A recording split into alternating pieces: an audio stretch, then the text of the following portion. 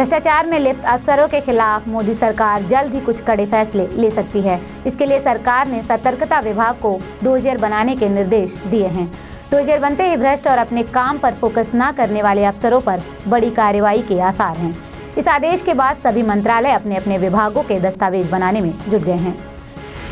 राज्य में अशांति फैलाने के मकसद से पाकिस्तान की ओर से आतंकियों को धन उपलब्ध कराने के मामले में राष्ट्रीय जांच एजेंसी की टीम ने जम्मू में कार्रवाई जारी रखी है। इस दौरान एनआईए की टीम ने अलगाववादियों से जुड़े कुछ आपत्तिजनक दस्तावेज और 4 मोबाइल फोन जब्त किए।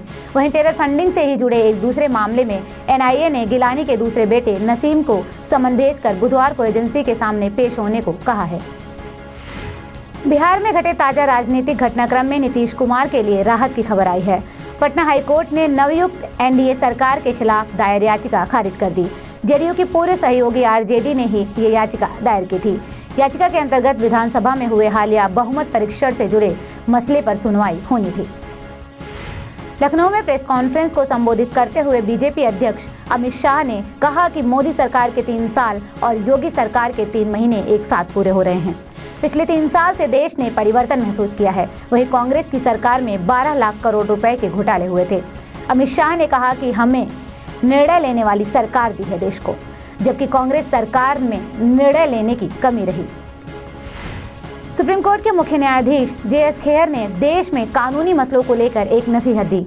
जस्टिस खेहर के मुताबिक अब कानून तोड़ना और कोर्ट की अवमानना करना धीरे धीरे हमारे कल्चर और खून में आ गई है।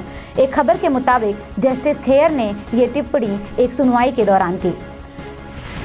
दलित पार्टी पुथिया तामी जहगम ने एक निजी टीवी चैनल और फिल्म अभिनेता कमल हसन को तेलुगु बिग बॉस में शिरकत करने वाले एक अभिनेता पर कथित तौर पर आपत्तिजनक टिप्पणियां कर बस्तियों और झोपड़ियों में रहने वालों की भावनाओं को आहत करने का आरोप लगाते हुए कानूनी नोटिस भेजा है। इस नोटिस में अभिनेता को 7 दिन के भीतर बिना शर्त माफी न मांगने पर 100 करोड़ रुपए बतौर क्षतिपूर्ति भुगतान करने को कहा है। नेशनल सेंटर फॉर सिस्मोलॉजी ने देश के 29 शहरों में भूकंप की चेतावनी जारी की है। एनसीएफ की रिपोर्ट के मुताबिक भूकंप के लिहाज से देश के 20 शहर बहुत ही संवेदनशील। इन शहरों में अधिकतर हिमाचल है। इनमें दिल्ली समेत 9 राज्यों की राजधानी है। डीएनडी फ्लाईओवर से गुजर रहे कुछ लोगों की चांदी हो गई। उन्हें मुफ्त में विस्की के क्रेट्स मिल गए। दरअसल फ्लाईओवर पर एक ट्रक पलट गया जो शराब की पेटियों से लदा था। ट्रक ड्राइवर से टकराया और पलट गया।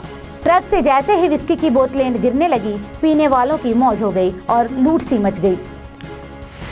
जम्मू कश्मीर के हालात बारिश के कारण बिगड़ते जा रहे हैं। कई इलाकों में भारी बारिश की वजह से भूस्खलन हो गया है, जिसकी वजह से सड़क यातायात आवागमन में दिक्कतें आ रही हैं। बारिश के चलते जम्मू श्रीनगर राष्ट्रीय राजमार्ग को बंद कर दिया गया है। जम्मू कश्मीर के राजौरी जिले में नियंत्रण रेखा पर भारतीय चौकियों पर पाकिस्तानी सेना ने एक बार फिर गोलीबारी कर संघर्ष विराम का उल्लंघन किया। हालांकि इसमें कोई हताहत नहीं हुआ है। नेशनल अकाली दल के कार्यकर्ताओं ने जमाखोरी और बढ़ती महंगाई के विरोध में जंतर मंतर पर प्रदर्शन किया। कार्यकर्ता अपने साथ प्याज, टमाटर और दालें लेकर आए थे और सरकार के खिलाफ नारेबाजी कर रहे थे। दल के अध्यक्ष परमजीत सिंह पम्मा ने कहा कि जमाखोरों की वजह से जरूरत की चीजों के दाम आसमान छू रहे हैं। भारतीय मूल की वैज्ञानिक मनीषा मोहन ने रेप रोकने वाला सेंसर विकसित किया है। मनीषा मोहन MIT की छात्रा हैं। इस सेंसर को कपड़े पर स्टिकर की तरह लगाया जा सकता है। इसमें लगा ब्लूटूथ स्मार्टफोन ऐप से जुड़ा है। मुश्किल हालात में ये तेज आवाज कर आसपास के लोगों को अलर्ट भेजेगा। फेमस हिना तलरेजा हत्याकांड का कोखराज पुलिस ने खुलासा कर दिया है। पुलिस का दावा है कि हिना ने ब्लैकमेलिंग से तंग आकर पति अदनान खान ने अपने 2 साथियों के साथ मिलकर उसकी हत्या कर दी। इसके बाद 5 जुलाई को बॉडी कौशाम्बी जिले में हाईवे के पास खेत में फेंक दी, जिसके बाद वो दोस्तों के साथ मुंबई भाग गया। आरोपी के 2 साथी अभी भी फरार हैं। नई नवेली टीम हरियाणा स्टीलर्स ने पूर्व चैंपियन यू मुंबा को प्रो कबड्डी लीग के 5वें सत्र के अपने पहले ही मुकाबले में कड़ी चुनौती दी। हालांकि रोमांचक मुकाबले में मुंबा महज 1 अंक से सत्र की अपनी पहली जीत दर्ज करने में सफल रही। टीवी शो नागिन से मशहूर हुई एक्ट्रेस मौनी रॉय जल्द ही बॉलीवुड डेब्यू करने जा रही हैं। देवों के देव महादेव की एक्ट्रेस मौनी बी टाउन के खिलाड़ी अक्षय कुमार की आगामी फिल्म गोल्ड की लीड एक्ट्रेस होंगी। ऐसी अफवाहें थी कि मौनी को यह रोल बॉलीवुड सुपरस्टार सलमान खान की सिफारिश के बाद मिला है।